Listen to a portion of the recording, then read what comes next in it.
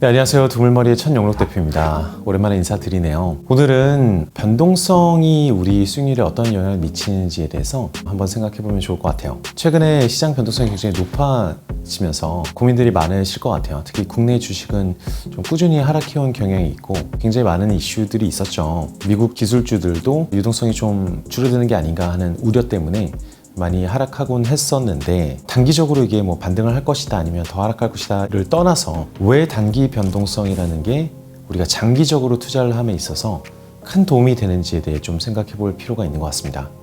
물론 간단하게는 단기 변동성이 커지면 하락을 많이 해서 저렴하게 살 수 있는 기회가 된다는 그런 흔한 관점도 존재하죠. 근데 그걸 조금 더 떠나서 특정 시장이 변동성이 크다라는 게 무엇인지를 생각해 보면, 일시적으로 많은 사람들이 어떨 때는 매도로 집어던지고 어떨 때는 급하게 사고, 그러다 또 의심이 생겼다가 과신이 생겼다가 군중 내에서 아주 다이내믹하게 발생한다, 이렇게 해석할 수도 있겠죠. 그런데 이런 단기 변동성 자체가 실제로 장기 수익률에 굉장히 유리한 구조를 구조적으로 만들어주는 면이 있어요. 설명을 드려볼게요. 단기 변동성을 풀어서 설명하면 물론 가격이 움직이는 것이지만, 다르게 보면 내가 이번 달에 투자를 했는데 만약에 다음 달에 제가 굉장히 급전이 필요해서 그 돈을 빼야 되는 입장이라고 생각해 볼게요. 그런데 변동성이 높은 시장이라는 것은, 불안한 시장, 불확실한 시장이라는 것은 내가 다음 달에 급전이 필요할 때 제 값에 이 자금을 뺄 수 없는 그런 확률, 그런 위험이 존재한다는 거죠. 그러니까 일시적으로 손실이 날 수 있는 리스크,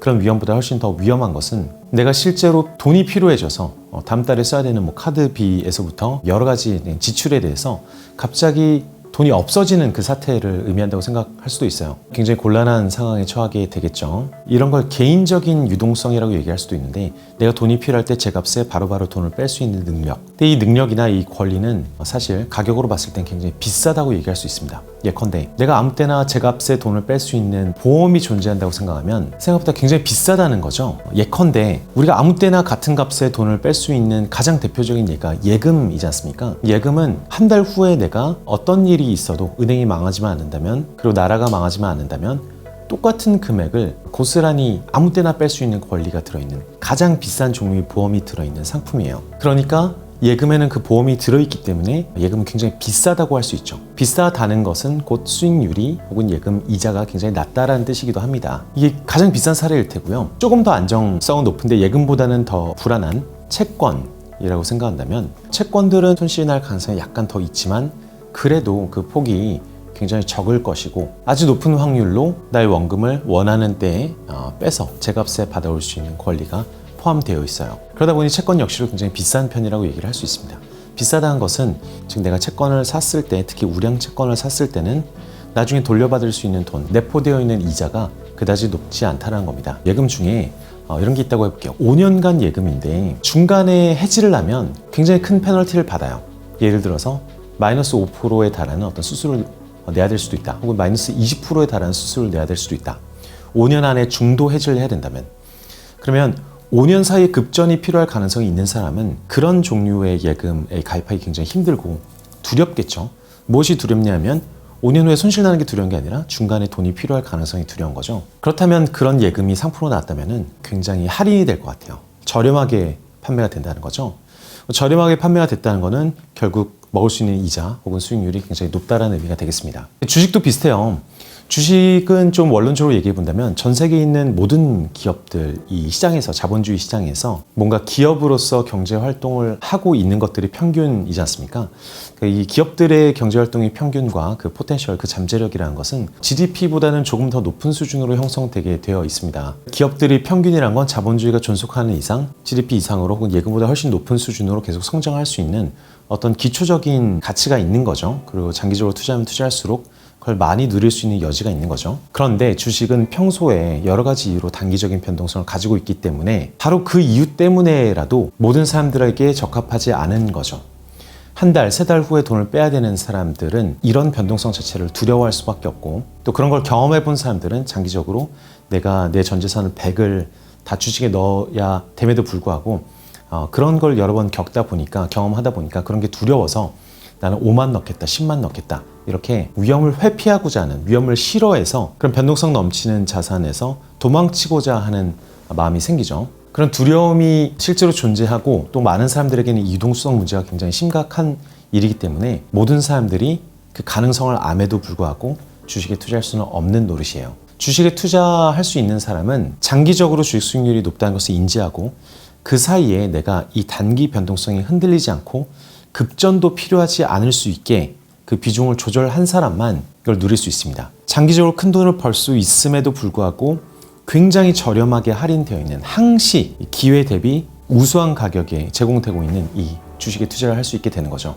다르게 얘기해 보면 단기적으로 시장이 흔들리는 이 단기 변동성이라는 일종의 증세는 우리에게 굉장히 유리한 역할을 해줍니다. 장기 수익률을 더 높여주는 역할을 하게 되죠. 많은 사람들이 단기 변동성을 두려워하는데 구조적으로 지나치게 두려워하는 경향이 많이 있어요. 비유를 하자면 이런 거죠.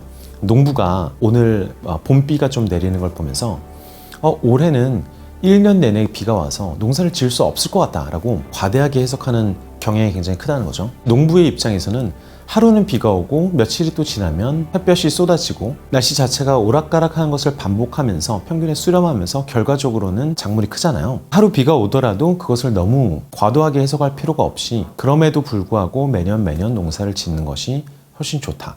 바로 그런 변동성 때문에 세상 모든 사람들이 농사를 지을 수 없고 우리는 농사를 지어서 작물을 키울 수 있다. 이런 관점이 되겠습니다. 아주 장기적인 데이터를 한번 볼 필요가 있어요. 변동성 때문에 변동성이 많은 자산이 변동성이 없는 자산 대비 얼마나 더 유리한지를 한번 살펴볼 수가 있겠죠. 지난 220년의 데이터를 한번 살펴보면 변동성이 가장 적었던 보험이 가장 많이 들어가 있었던 현금이라는 자산은 미국에서는 1달러를 투자해서 220년간 묵혀놨으면 그 가치는 30분의 1로 줄어듭니다. 한 3센트 정도 되는 거죠. 0.03달러. 반면에 매 순간순간 사람들이 군중 심리로 인해서 변동성이 계속 높은 이 주식이라는 자산.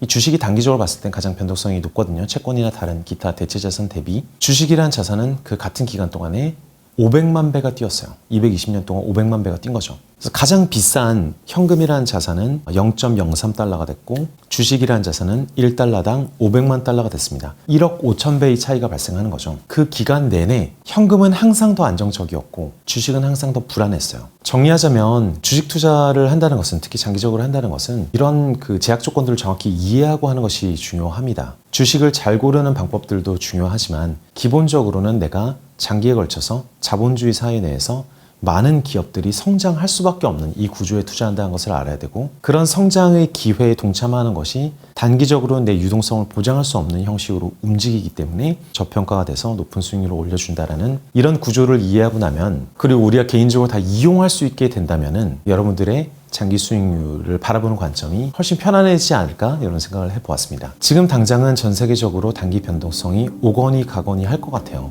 또 몇 달이 지나고 몇 년이 지나면 시장이 오르면서 언제 그랬느냐는 듯이 어떤 극단적인 낙관주의에 빠질 수도 있고요. 또 몇 달이 지나면 또 언제 그랬냐는 듯이 시장이 하락하면서 역시 주식은 위험해. 학을 떼겠어. 지긋지긋해. 이런 감정을 앞으로도 끝없이 계속 반복하면서 단기적인 기대감에 너무 빠져있는 사람들을 계속 퇴출시킬 거예요. 그분들은 다시 들어오기 힘들고요. 그로 인해서 주식 가격은 대체로 실제보다 훨씬 저렴하게 또 높은 수익률을 보장하는 형식이 될 거라는 얘기이죠. 마지막으로 중단기적으로 생각해 보더라도 좀 짧게 생각해 보더라도 주식 가격이 한 번씩 대폭 빠지는 경우들이 있으면 그때 우리가 꼭 그 돈을 뺏어 써야 되는 입장만 아니라면 그런 기회가 10년에 걸쳐서 굉장히 많이 발생해야 우리는 돈을 벌 가능성이 더 높겠죠. 특히 그럴 때 추가 현금을 납입해서 주식을 더 살 수 있는 사람들에게는 그런 게 참 중요합니다. 또 기업 분석의 관점에서 간다면 경영이란 것은 시장이 나쁠 때, 불황일 때 기타 경쟁사들보다 훨씬 더 격차를 벌일 수 있는, 초격차를 벌일 수 있는 기회들이 생겨요. 특히 경영을 잘하는 경영진들에게는. 그래서 시장이 출렁이고 불황이